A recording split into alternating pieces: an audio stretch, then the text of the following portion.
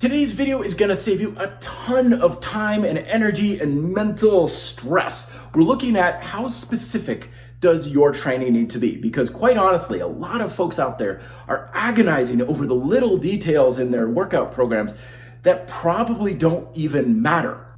What we're talking about today is what I reference in my book, Smart Bodyweight Training, that the entire point of all forms of training for any objective is basically the creation and manipulation of muscle tension in the body. And how you apply that tension determines the type of objectives that you're going after. And everything falls into one of three categories. We're either trying to increase caloric expenditure in order to influence weight loss.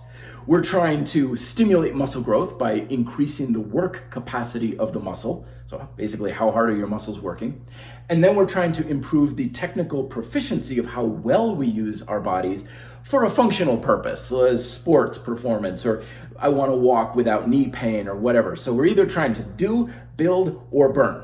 And this is our range of specificity. Over here, doesn't really matter that much. You can do anything. You can adopt any form of training you want, because no matter what you do with your body, as long as you're moving and doing something physical, you're increasing your rate of caloric expenditure. The only two variables you got to really consider is how hard am I going and how long am I going? Because the more you do stuff and the harder you go, the faster you burn things. But it doesn't really matter what tools or methods that you're using. Now in the middle, we've got kind of the middle ground. When we're trying to increase the work capacity of time under tension, we need to use methods that we can progressively challenge our muscles with. So not everything will work, but we do want to use methods that can be adjusted, particularly as far as how hard our muscles can work.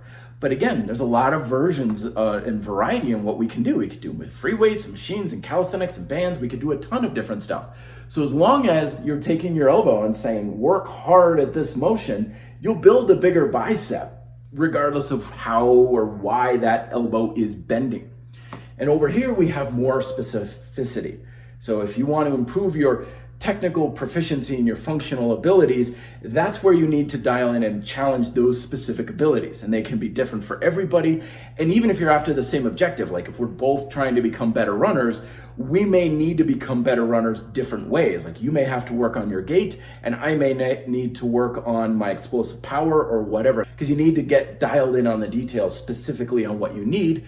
Here, middle ground and there doesn't really matter that much.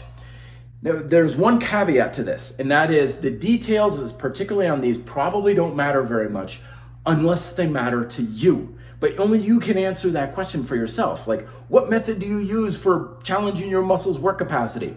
Well, it really doesn't matter.